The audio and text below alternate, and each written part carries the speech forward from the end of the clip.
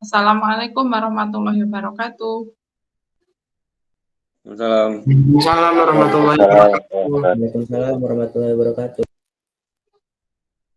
Oke, cek dulu.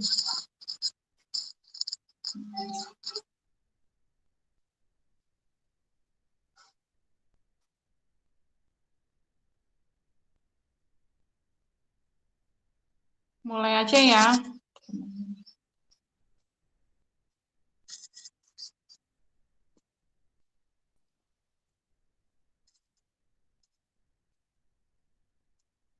Terakhir kemarin sampai apa ya?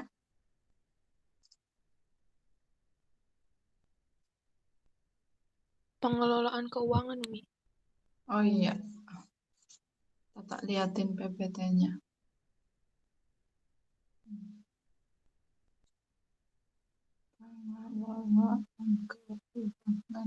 Ya, 1, 2, 3 kemarin ya, Pak. Minta kalian mengelola keuangan kalian sendiri kan ya. Kelihatan ya screen HP saya? Kelihatan, Umi. Kita mulai selanjutnya itu materinya tentang kebutuhan dan alat pemenuhan kebutuhan ya. Semua tahu ya kalian, saya, masyarakat itu punya kebutuhan yang sangat banyak ya, ataupun keinginan yang sangat banyak. Dan itu maka disebut sifatnya itu tidak terbatas, karena memang walaupun banyak juga dari waktu ke waktu akan selalu ada ya, sampai tua, sampai sepanjang hayat. Itu kebutuhan. Kemudian kebutuhan kalau di ekonomi itu dikelompokkan menjadi beberapa macam ya. Tergantung atau berdasarkan apa dulu ya. Berdasarkan yang pertama itu ada pengelompokan kebutuhan berdasarkan tingkat intensitasnya atau tingkat kepentingannya.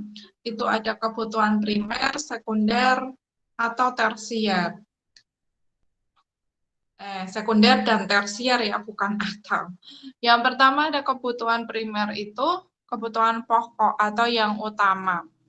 Mungkin ngomong masalah kebutuhan sudah kan ya, maksudnya di SMP, MTS sudah pernah, di PS? Pernah nih. Pernah ya. Ting-tung nih, ada yang mau gabung.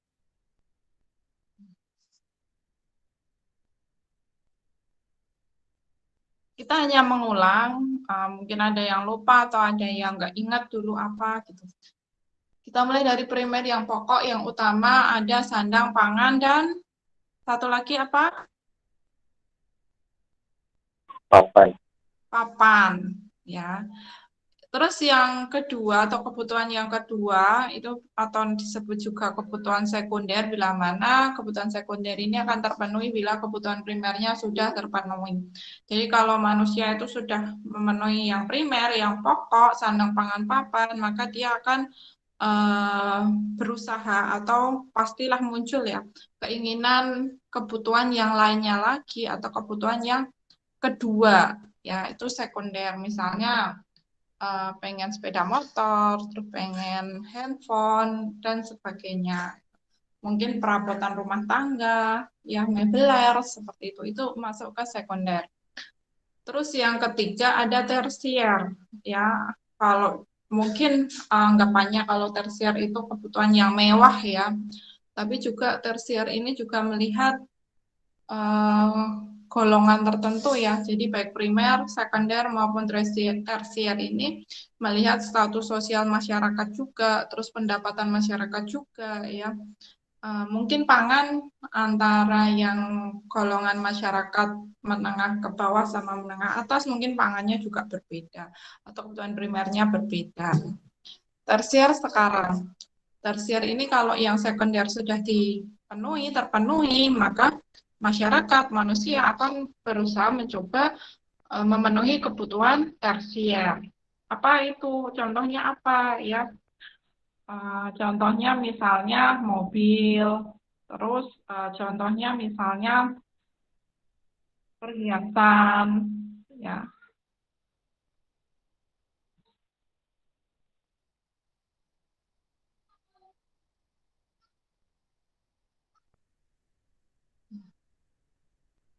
Seperti yang saya katakan, tergantung pendapatannya atau masyarakat kelas mana itu atau status sosialnya.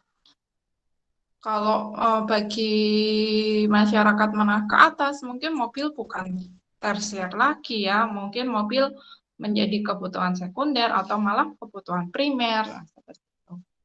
Tersiernya apa? Tersiernya mungkin apa ya? Mungkin bepergian naik pesawat seperti itu mungkin tersiernya. Jadi itu kalau nanti ada yang bantah apa beda-beda antara individu yang satu dengan individu yang lainnya. Kemudian yang selanjutnya kebutuhan itu bisa dibedakan berdasarkan subjek yang membutuhkan. Ada individu dan kebutuhan kelompok ya, itu salah PPT-nya. Individu sama kelompok. Kalau individu berarti kebutuhan yang dibutuhkan masing-masing individu. Jadi antara individu satu dan yang lainnya itu beda-beda ya.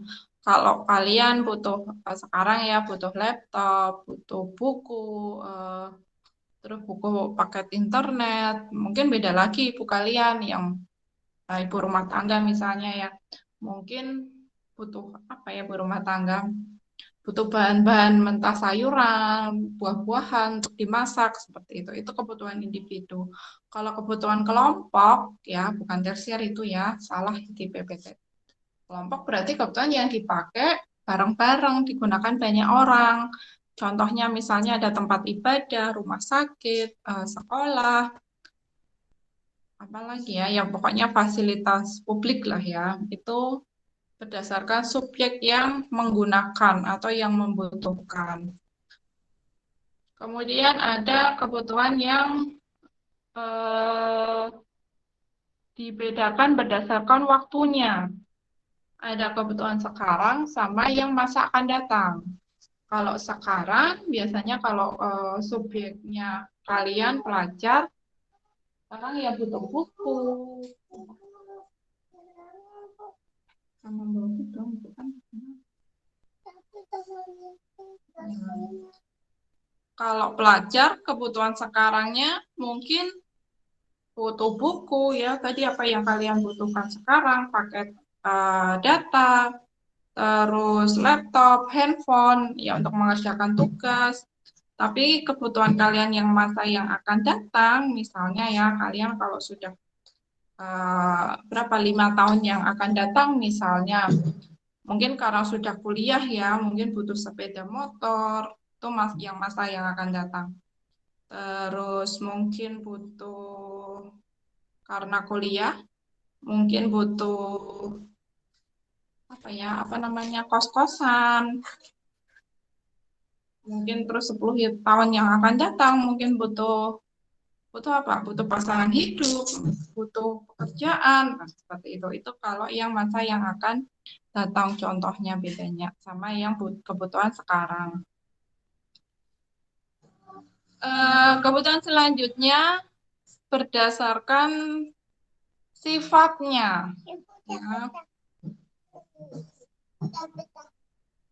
Berdasarkan sifatnya, kebutuhan dibagi dua.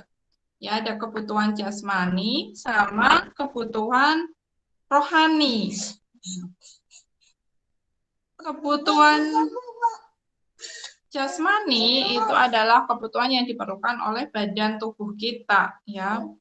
Seperti makanan, terus olahraga, terus apa ya, skincare, ya. Terus obat misalnya ya, karena mungkin lagi sakit ya badannya perlu obat. Kemudian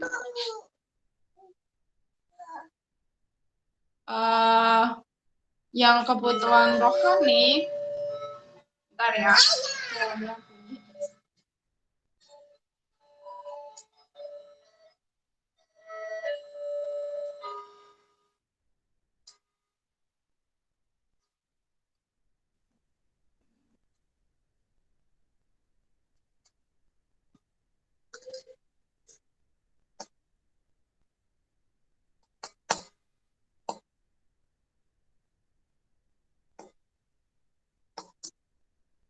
Tadi belnya bunyi apa?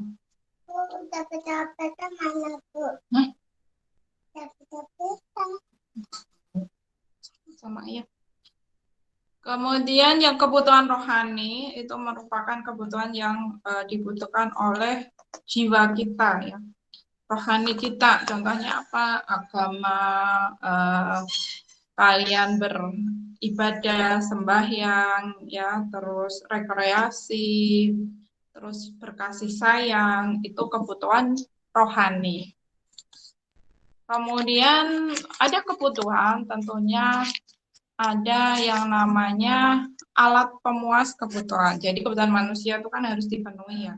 Namanya kalau di ekonomi pemenuhannya ini namanya alat pemuas kebutuhan.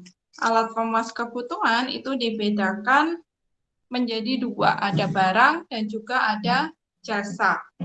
Nah, barang dan jasa ini jenisnya macam-macam.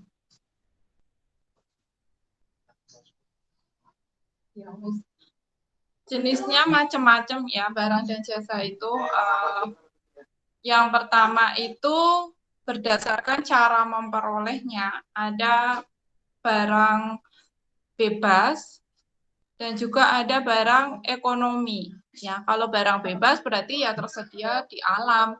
Bebas kalian mendapatkannya itu tanpa pengorbanan tertentu ya. Contohnya udara, cahaya matahari kalau siang ya.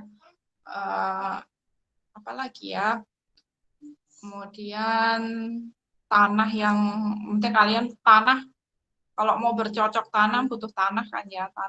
Kalau tanah yang luas ya di kampung di desa itu kan masih tanahnya free ya.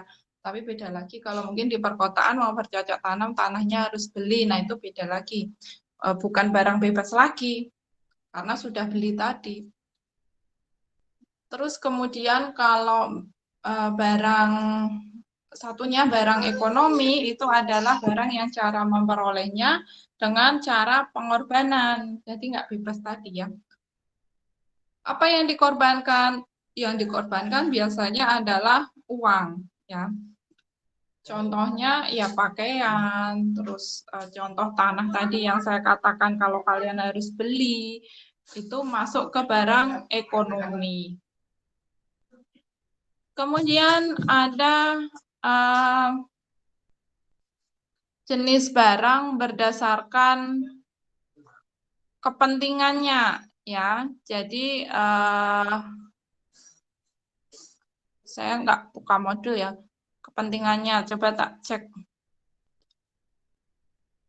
Cara pengerjaan, cara penggunaan, cara pengerjaan lagi, cara pengerjaan 2. Sambil saya buka modul sebentar. Daripada saya salah nyebut.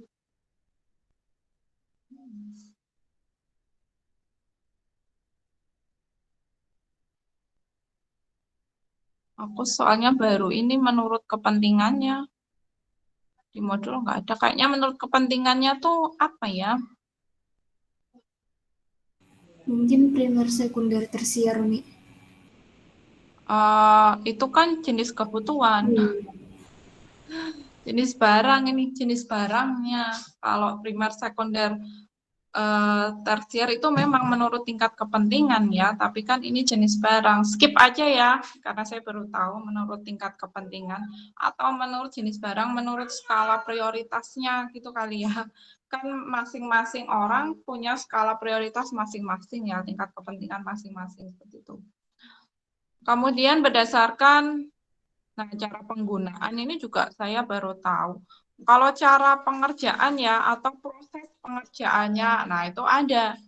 Ya, menurut proses pengerjaannya jenis barang itu ada barang mentah, barang setengah jadi, sama barang jadi. Nah, kalau bahan mentah ya berarti belum mengalami proses pengolahan apapun, masih mentah, masih misalnya pohon, ya kan belum diproses ya, belum diapa-apain, atau mungkin kayu gelondongan kan belum diapa-apain ya, baru ditebang aja. Kemudian kalau barang setengah jadi, contohnya misalnya dari kayu tadi ya, kayu dipotong-potong atau dipotong berdasarkan ukuran-ukuran tertentu ya, kayu potongan, kayu gelondongan itu bisa masuk ke barang yang setengah jadi. Kemudian barang jadinya ya nanti kalau sudah diolah jadi mebeler seperti itu. Itu kalau menurut proses pengerjaannya. Ya, nomor 4 itu proses pengerjaan ya atau proses pengolahan. Ada barang mentah, setengah jadi, sama jadi. Contoh lain misalnya, ada yang bisa mencontohkan? Siapa ya? Raffi. Raffi siapa tuh? Raffi ada?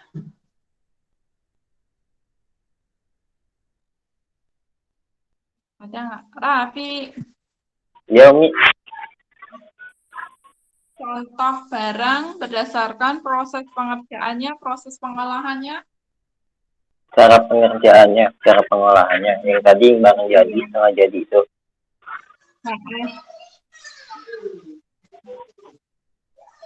Yang itu kan nih, Apa? halo, Ya, yang barang jadi, barang setengah jadi yang itu kan nih, iya. Contohnya apa? Contoh barangnya, rumah. contoh konkretnya. Contohnya rumah. Rumah. Terus itu barang jadi atau setengah jadi atau barang mentah? Barang jadi. Barang Barang jadi. Setengah jadinya apa kalau? Setengah jadinya semen. Semen. Bahan mentahnya? Bahan mentahnya batu mungkin ya. Ya mungkin kalau rumah ya rumah oke, barang jadi. Setengah jadinya mungkin masih kerangka ya, masih baru pondasi. Nah itu barang setengah jadinya. Barang mentahnya apa? Ya tadi batunya, semennya. Oh, semen udah diolah ya. Batunya, pasirnya, seperti itu. Ya mungkin itu ya. Nanti cari contoh yang lain juga nanti sambil cari contoh yang lain. Lanjut ya. Kemudian ada lihat di modul aja. Itu PPT-nya agak silibus tuh. Ini sudah proses pembuatannya sudah ya. Terus nomor yang B itu menurut tujuan penggunaannya ya. Mungkin yang dimaksud di PPT tadi itu bukan cara penggunaan ya, tapi tujuan penggunaan. Nah, kalau tujuan penggunaan memang ada barang produksi, ada barang konsumsi ya. Barang produksi itu yang digunakan tujuannya digunakan untuk proses produksi. Contohnya mesin-mesin, terus ya mesin dalam proses produksi ya tentunya tergantung proses produksinya apa. Kalau percetakan ya berarti percetakan kertas, percetakan buku, terus misalnya kalau kita mau memproduksi makanan berarti ya kompor, ya pancinya seperti itu. Terus kalau mau memproduksi mendesain ya, mencetak ya mesin printer, ya komputer, seperti itu. Terus kalau barang konsumsinya, itu contohnya misalnya ya outputnya ya, output dari proses produksinya. Kalau tadi proses produksi makanan ya berarti makanannya. Kalau proses produksi tadi percetakan ya misalnya gambarnya atau outputnya apa gitu. Itu contoh barang berdasarkan tujuan penggunaannya. Ya, kemudian ada juga satu lagi di modul itu mana? Nah, menurut segi jaminannya, tapi itu jarang keluar sih. Barang bergerak sama tidak bergerak, nggak usah dibahas aja. Di ini jarang keluar. Yang selanjutnya itu ada benda atau barang menurut hubungannya dengan barang lain. Nah, ini sering muncul ya. Di KSN pun juga ada. Kalau dilihat dari hubungannya dengan barang lain, barang itu ada dua, barang komplementer dan barang substitusi. Komplementer itu saling melengkapi, kalau substitusi itu menggantikan ya. Kalau yang komplementer yang saling melengkapi apa? Saling melengkapi misalnya di situ contoh motor dan bensin. Tapi sebenarnya yang benar-benar harus saling melengkapi misalnya kaos kaki kanan, kaos kaki kiri, sandal kanan, sandal kiri. Itu benar-benar saling melengkapi banget kan. Coba kalian kalau pakai sepatu cuma satu atau yang satu hilang, kan nggak bisa dipakai lagi. Iya kan? Nah, itulah contoh komplementer ya. Terus kalau yang substitusi itu adalah barang yang menggantikan barang lain, bisa menggantikan barang lain fungsinya. Contohnya misalnya di situ komputer digantikan dengan mesin tik. Contoh lain misalnya apa ya, jaket untuk penghangat ya bisa, atau mungkin melindungi dari panas bisa dilindungi atau bisa digantikan dengan sweater, dengan hoodie ya. Itu contoh barang substitusi.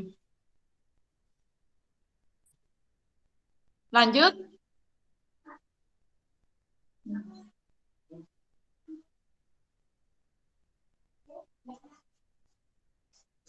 Dilanjut ya.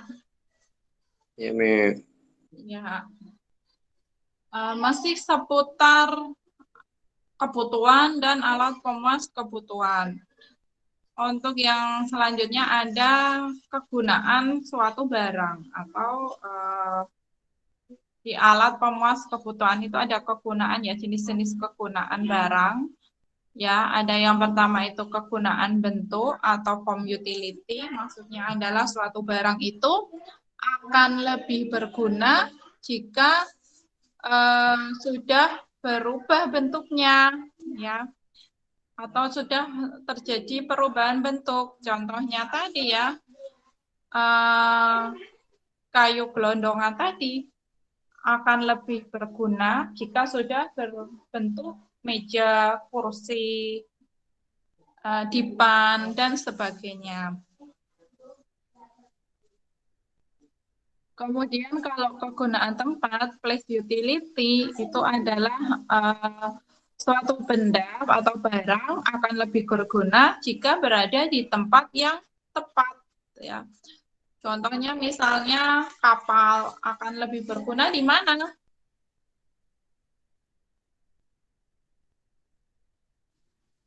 Di laut. Apa? Laut. Di laut. Kapal kalau di darat ya kurang bermanfaat ya, kurang berguna gitu. Atau utility-nya kurang maksimal gitu. Karena memang kegunaannya di laut gitu tempatnya. Terus ada kegunaan waktu, time utility. Suatu barang akan berguna jika berada di waktu yang tepat atau sesuai dengan waktunya. Contohnya, ada yang bisa ngasih contoh? Siapa ya? Obat-obatan, Mi. Obat-obatan. Oke, obat-obatan dipakai ketika Sakit. waktunya sakit. Yang lain ada lagi? Kayu. Apa? Jas hujan. Jas hujan. Ketika Hujan. hujan ya, jas hujan tidak hujan ya. Lanjut, kegunaan milik atau ownership utility. Nah, ini mengulang aja ya, kan sudah pernah. Suatu barang akan berguna jika berada pada pemilik yang tepat. Nah, contohnya misalnya, ada yang bisa kasih contoh? Ada siapa ya? Aku mau cek nama kelihatannya. Ada cewek aja nih, Putri, Adelia Putri.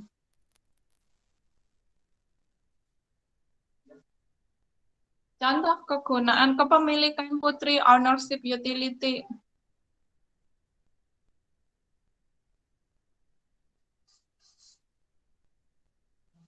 Putri. Putri nggak ada suaranya. Alif Darmawan, ada nggak suaranya? Ada Umi, ada. Ada. Contoh kegunaan kepemilikan apa, Alif? Bentar Umi, masih mikir. Masih mikir.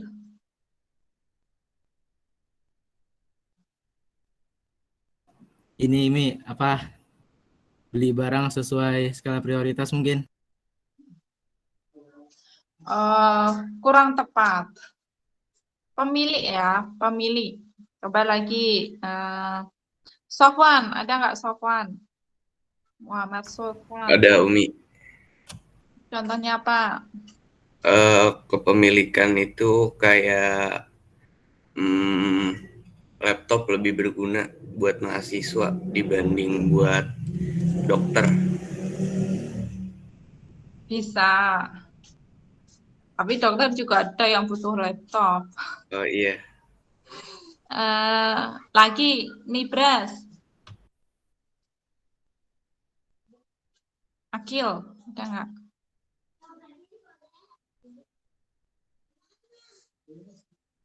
Ada ya. Kesia. Kesia Circi. Ya, Umi. Contoh yang lain Kesia. Mungkin kayak alat-alat sulap gitu. Dipakai pesulap. Kalau dipakai orang umum kan nggak nggak bisa betul, ya. gitu. Ya, kurang punya. Ya, itu baru tepat ya. Kalau orang umum emang tidak semuanya bisa. Malah mungkin yang bisa cuma sedikit ya kalau untuk sulap ya. Magician. Kalau tadi laptop ya memang lebih berguna dipakai pelajar daripada dipakai misalnya Pak Tukang atau siapa ya yang nggak butuh laptop gitu. Mungkin pedagang sayur di pasar, nah itu biasanya kan nggak pakai laptop ya, hitungannya manual. Beda kalau pedagang online ya, itu pakai laptop, bisa butuh laptop. Itu mungkin tentang kebutuhan dan alat pemuas kebutuhan. Ada yang mau ditanyakan? Umi, itu modulnya downloadnya di mana, Mi? Modul ekonominya. Yang ini? Iya, Mi. Ini. Di grup kayaknya sudah saya share deh. Coba dicek. Coba aku lihat ya, Mi. Nih. Salah ya. Padahal ini kelihatan di kalian. Ya nggak apa-apa. Aku nggak ada pesan apa-apa. Nih, tuh. Hanya di situ yang PDF itu. Oh iya, Mi. Makasih, Mi. Bisa dilanjut? Lanjut. Biar selesai ya bab 1 hari ini. Faktor yang mempengaruhi kebutuhan ya, tentunya masing-masing individu beda kebutuhannya ya. Nggak hanya masing-masing individu, kelompok masyarakat yang lainnya itu pun juga berbeda kebutuhannya. Biasanya dipengaruhi oleh lingkungan, agama, adat istiadat, peradaban, terus letak geografis, itu juga iklim, mempengaruhi kebutuhan ya. Kan masyarakat misalnya Jawa dengan masyarakat Bali, agama beda, kebutuhan tentunya beda ya, kebutuhan sembahyang. Hajat istiadatnya juga beda. Terus ada manfaat biaya peluang. Kayaknya kemarin deh ya, biaya peluang. The best alternative choice has gone. Pilihan terbaik yang tidak dipilih. Tuh. Nah ini, coba jawab pertanyaan ini. Seorang pegawai dapat pergi ke kantor dengan dua cara. Naik bis umum, bayar 15.000, naik taksi, bayar 50.000. Berapa biaya peluang jika ia memutuskan naik taksi? Berapa? 35.000. 35.000. 35.000. Siapa yang jawab ya? Ntar nggak kelihatan. Oh, Meja. Yang lain? Berapa biaya peluangnya? Nggak ada yang jawab. Ayo, Alan. Ada nggak, Alan?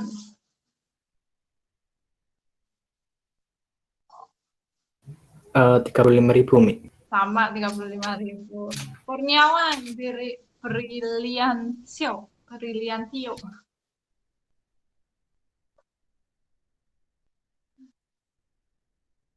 Ada nggak? Berapa Kurniawan?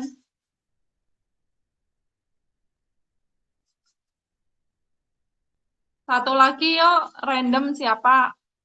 Jawab. Tadi dua teman jawab 35.000. Satu lagi, apakah jawabannya sama atau beda?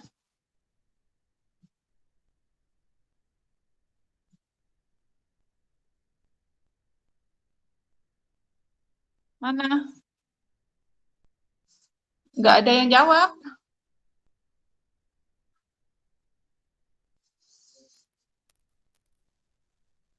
Biaya peluang adalah... Kurniawan izin sebentar, Mi. Hah?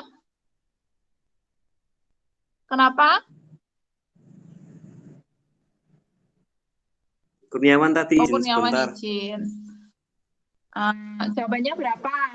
Kamu, siapa yang jawab tadi? Novel, Pak.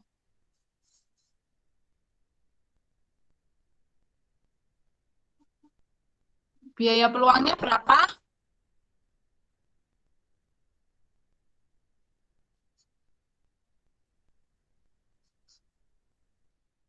Tadi bisnya berapa, Mi, Nah, harganya? ini kelihatan nggak?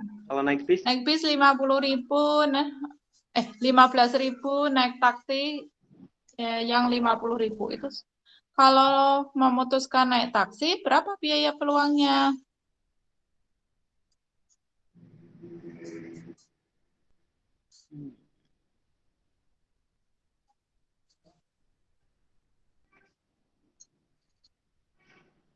Berarti kayak itu nih, Pak. Selisihnya gitu, Mi.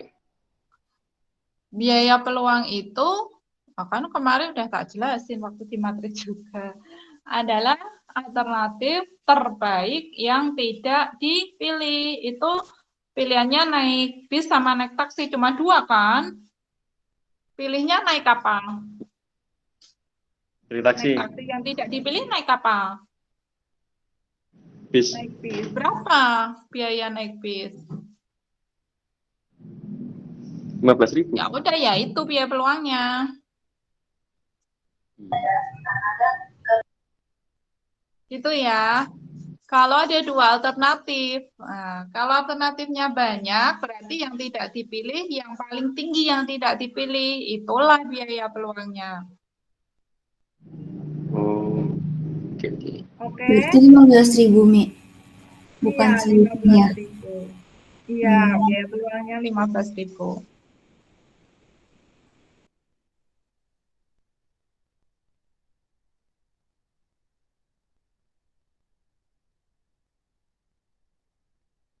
Sudah?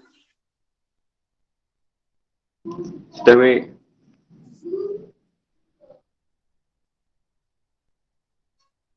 Nah, ini masih ke memanfaatkan biaya peluang ya. Itu ada pengorbanan yang harus dilakukan untuk melakukan suatu kegiatan tanpa memperhitungkan kerugian karena dikorbankan kegiatan lain. Ya, itu tadi biaya peluang ya, karena memang biaya peluang itu ada banyak faktor yang melatar belakangi pelaku ekonomi memilih suatu alternatif ya, sehingga timbul biaya peluang tadi. Mungkin dirasa nyaman naik taksi, walaupun biayanya mahal, it's okay, nggak apa-apa gitu. Terus daripada naik bis ya, seperti itu. Walaupun secara ekonomi jelas pengorbanannya ataupun yang dikorbankan itu kalau naik taksi lebih besar karena biayanya lebih mahal. Itulah biaya peluang tadi ya, tidak melulu berkaitan dengan uang, dengan materi. Ada banyak faktor tadi yang melatar belakangi. Karena merasa nyaman, karena merasa punya pendapatan lebih besar misalnya, ya nggak apa-apa, pilih naik taksi gitu. Kemudian di situ ada biaya, selain biaya peluang, ada muncul biaya sehari-hari ya. Kalau biaya sehari-hari itu adalah biaya yang benar-benar dikeluarkan untuk memenuhi kegiatan sehari-hari yang dilakukan sehari-hari. Misalnya butuh makan sehari 100.000, terus sehari butuh apa lagi ya? Paket internet berapa ya? Dari berapa kalian? 50.000 katakanlah. Maka biaya sehari-hari pada hari itu adalah berapa? 150.000 tadi. Itu yang dimaksud biaya sehari-hari ya, benar-benar atau yang benar-benar biaya yang sudah dikeluarkan untuk memenuhi kebutuhan. Nah, itu biaya sehari-hari. Oke, bisa dipahami biaya sehari-hari? Bisa Mi. Izat 11:30 baru gabung.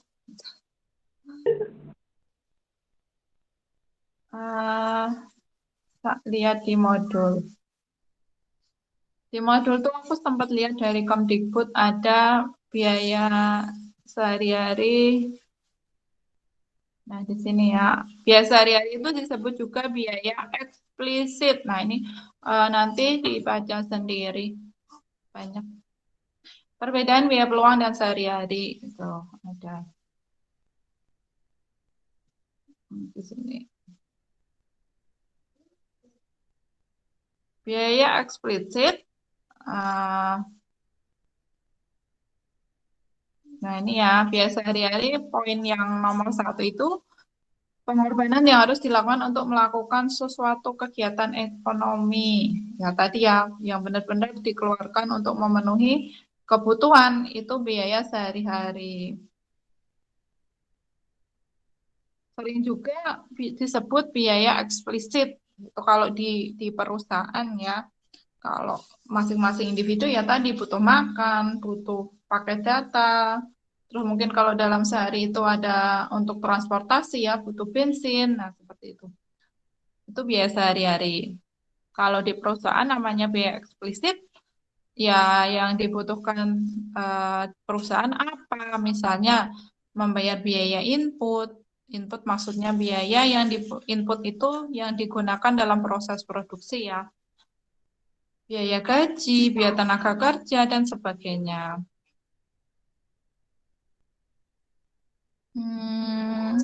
Mungkin ini ya, untuk yang biaya sesungguhnya, keuntungan akuntansi, keuntungan ekonomi, itu anak KSN biasanya. Kalau yang kalian yang umum, itu nggak ada. Karena juga pandemi, berarti nggak usah aja itu. Kalau mau bahas dipelajari sendiri, boleh banget. Kalau nggak mudah, nanti bisa diskusi sama aku, tanya lagi gitu. Lanjut ke materi selanjutnya. Ada prinsip dan motif ekonomi. Ya, prinsip udah ya kemarin ada pengorbanan tertentu untuk mencapai hasil yang maksimal atau pengorbanan sekecil mungkin untuk mencapai tujuan tertentu. Nah, di situ ada. Sudah kita bahas pertemuan kemarin. Yang belum mungkin yang motif ya.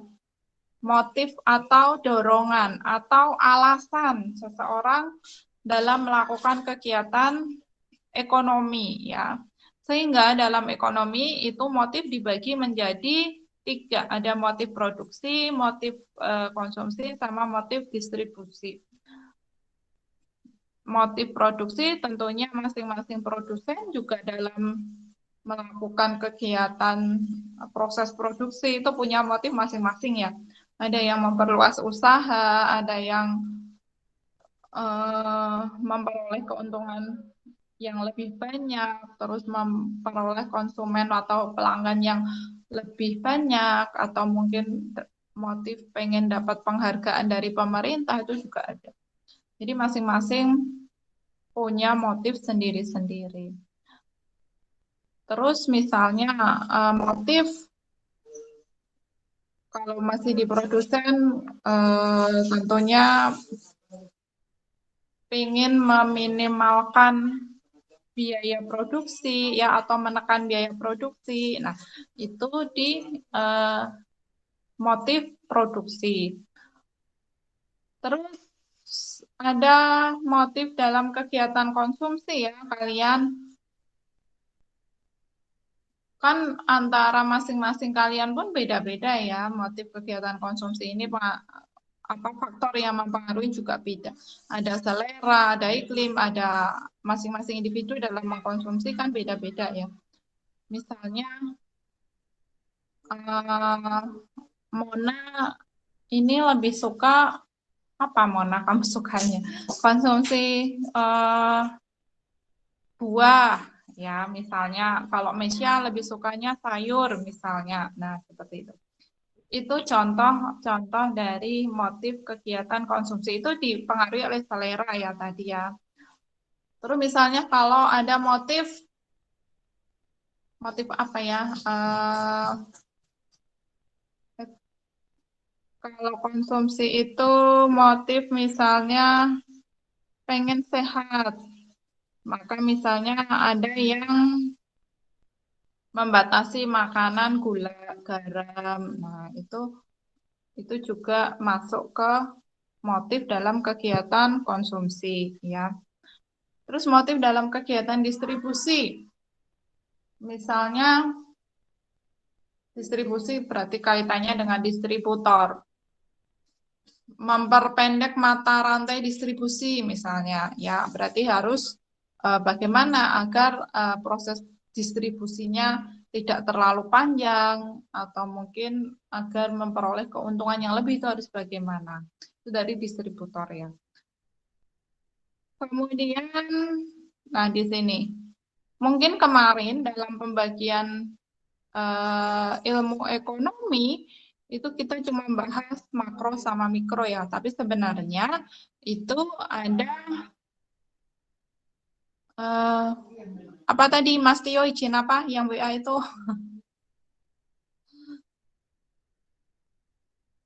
Siapa yang WA saya?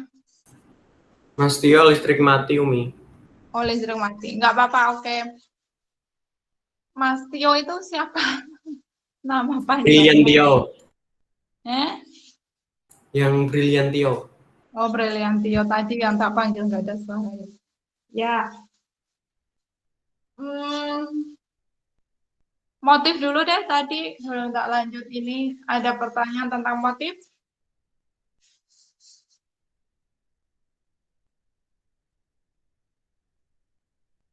Cukup, Mek, jelas.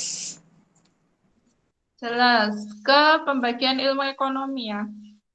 Memang ya kalau secara umum garis besar itu cuma ada makro sama mikro, ekonomi makro, ekonomi mikro. Tapi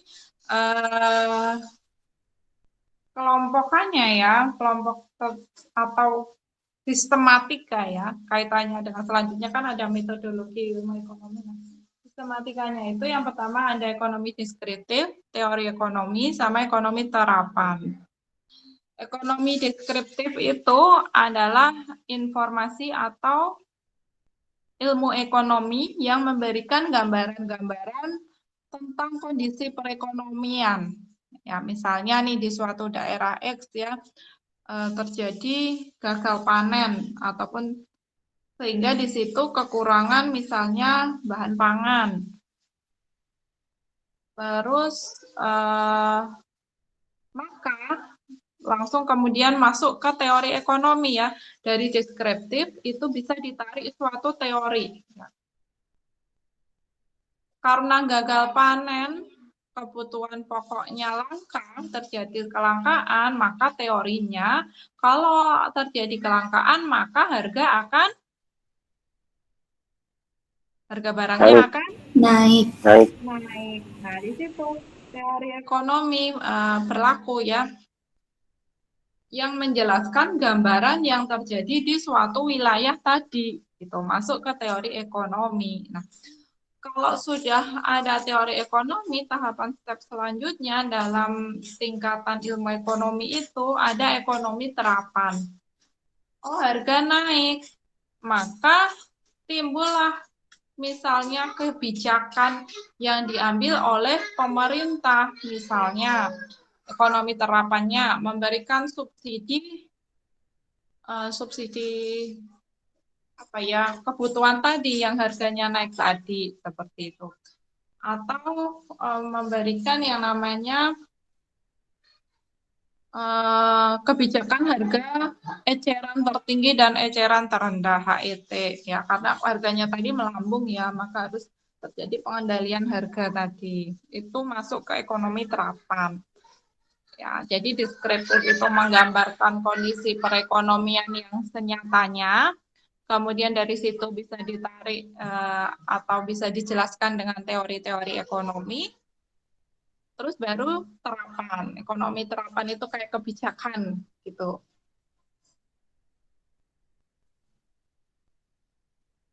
Nah, dalam pembagian ilmu ekonomi ada metodologi ilmu ekonomi juga ya. Tentunya yang pertama dengan melakukan observasi dan memilih teori, kemudian mengidentifikasi permasalahan serta menentukan variabel, kemudian menggunakan asumsi dan model ya, kaitannya dengan teori ekonomi tadi. Ini enggak terlalu ini metodologi itu. Nah, mungkin yang ini dulu, yang antara ekonomi deskriptif, teori ekonomi sama ekonomi terapan. Oke? Sudah oke belum? Udah nih. Oke ya, terakhir nih. Udah 11:30, lebih dikit. Takutnya nanti keburu adzan. Kita ke bahasan terakhir tentang ekonomi syariah. Tapi di sini cuma ada 3 slide itu. Karena kita belajarnya ekonomi syariah itu dikit banget ya. Nanti yang banyak sama fikih ya, di fikih ada. Ekonomi syariah itu apa sih? Ataupun maksudnya gimana kalau di pelajaran ekonomi syariah itu adalah ekonomi yang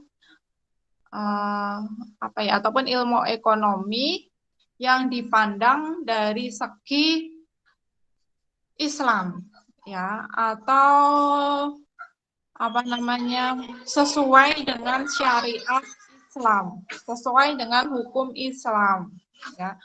Misalnya untuk perdagangan, ya perdagangan dari segi Islam bagaimana, perbankan dari segi Islam bagaimana. Terus misalnya perdagangan berarti jual beli ya. Terus misal proses produksi yang sesuai syariah bagaimana, nah, seperti itu.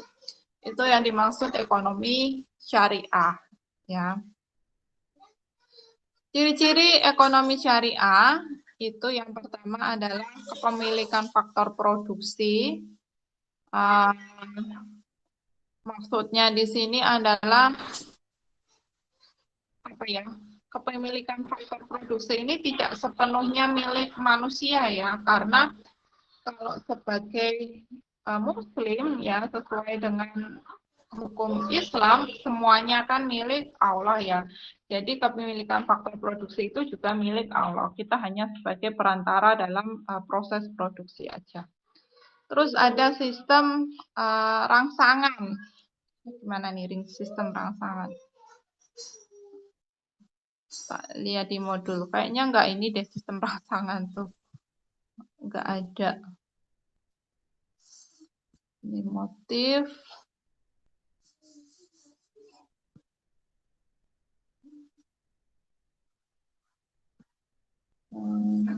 Habis Pak ya? Ya habis. Di ini aku kok nggak ngelihat ada ekonomi syariah ya. Karena memang cuma sedikit sekali ya. Di modul saya ada nggak ya? Tadi tuh belum buka, sempat buka.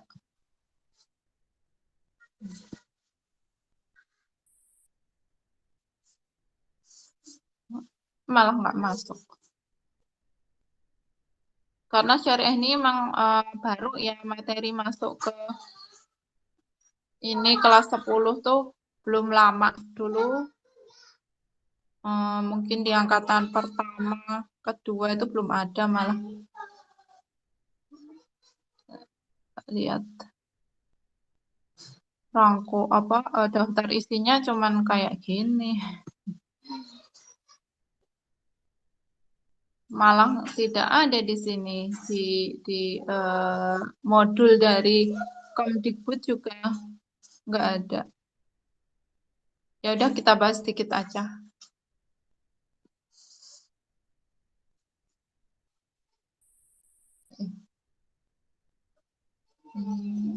Mana tadi?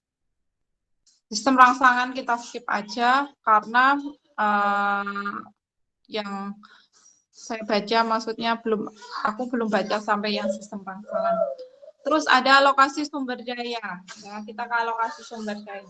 Alokasi sumber daya itu pengalokasiannya ya, penggunaannya sumber daya itu juga harus ya sesuai dengan syariat ya, tentunya tidak boros, harus efektif, efisien, seperti itu pengalokasiannya.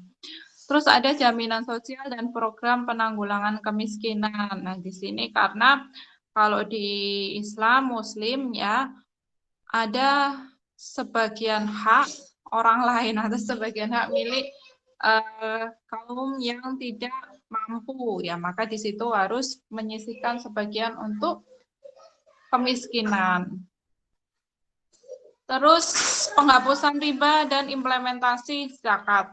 Ya, tadi.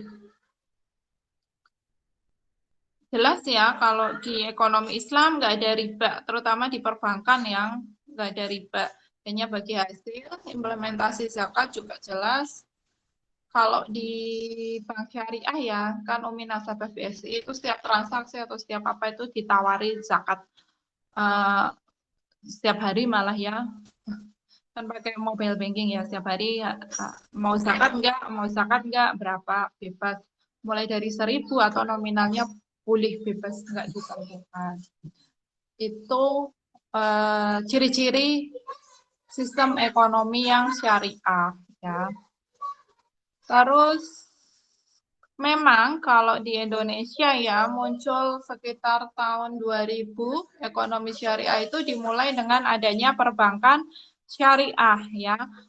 Dimulainya dulu pertama itu ada, kalau menurut sejarahnya ya, ada Bank Muamalat ya. Dimulai pionirnya ekonomi syariah di Indonesia Bank Muamalat di situ. Karena dulu reformasi, bank-bank umum bangkrut, pailit, maka muncul bank syariah ya untuk ya kayak ya nggak menggantikan ya, kayak itu kalau bank umum pailit waktu reformasi krisis 98, maka muncul BMT, maka semula muncul BMT. Setelah itu ya sampai sekarang muncul banyak sekali lembaga syariah, ada bank-bank syariah ya, BSI, terus BTPN syariah, Pegadaian syariah ya. Asuransi ada syariah nggak ya? Kayaknya belum ini ya. Itu. Terus terakhir Bank syariah tidak mengenal sistem bunga, baik bunga yang diperoleh nasabah yang meminjam uang atau bunga yang dibayarkan ke penyimpanan. Jelas, karena pakainya sistemnya bagi hasil menghapus, tidak ada riba. Karena dianggap bunga itu riba. Gitu. Oke, itu bab 1. Ada yang ditanyakan? Bab 1 sudah selesai ya. Kira tadi Kenapa? sistem bagi hasil, maksudnya yang kayak gimana? Oh, sistem bagi hasil maksudnya harusnya ya bagi hasil itu contoh kalau di perbankan, ketika pihak bank itu meminjamkan uang 1 juta, nah 1 juta kan peminjaman itu di ACC kalau uangnya tentunya penggunaannya juga tepat ya, contohnya penggunaan untuk usaha. Nah, seiring berjalannya waktu, usaha diharapkan tentunya hasil ya, atau mendapat keuntungan.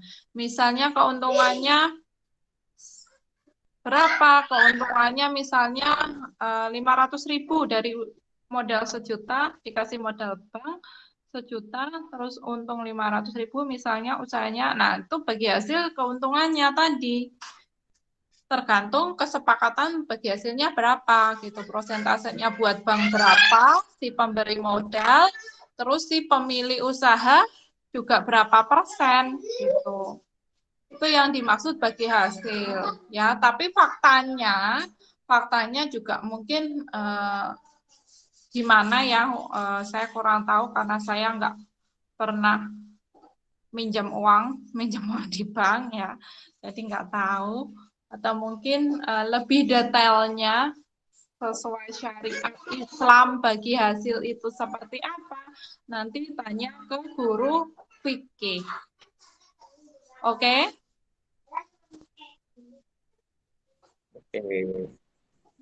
Kalau sepengetahuan saya ya seperti yang saya jelaskan tadi. Kalau ada keuntungan, nah bagi hasilnya berapa persen gitu.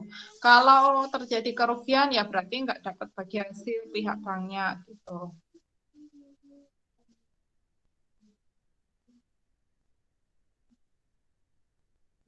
Sepuluh IPS sudah join e-learning belum ya? Aku kok lupa.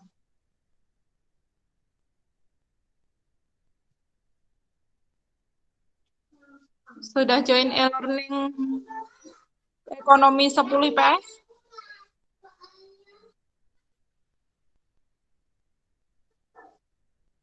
Coba tak lihat lagi nih. Gimana?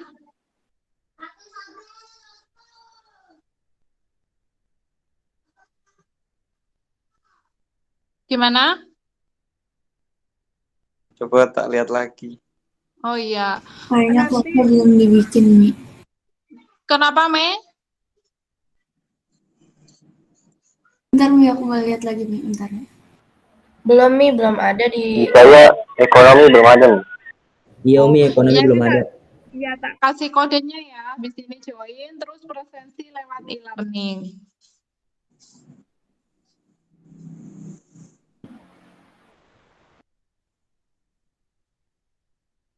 Ada yang mau dibahas lagi? Mungkin cukup nih. Cukup ya. Mungkin sebagai kalian ya latihan soal di modul yang modul Word, baik modul Word maupun modul yang PDF itu ada soalnya ya. Nanti bisa latihan sendiri, nggak usah dikumpulin, nggak apa-apa. Di Word di sini ya, dari saya ada, nggak ada tulisannya ya. Harusnya di sini ada tulisannya, nggak tahu apa, karena dibuka lewat HP atau gimana. Di sini masing-masing itu ada kegiatan 1.2, 1.3, 1.1, itu ada penugasan. Terus kalau yang di PDF itu juga ada soalnya. Masing-masing kegiatan ini juga ada soal. Nanti bisa dikerjakan. Dan di situ sudah ada kuncinya ya, tapi kalian ngerjainnya jangan lihat kunci dulu ya. Untuk mengukur kemampuan kalian, kerjain dulu sesuai kemampuan, baru nanti kalian cocokkan sesuai dengan kuncinya apa tidak gitu. Oke? Pas adzan loh. Oke. Nah, ini evaluasi. Cukup ya kalau gitu, dan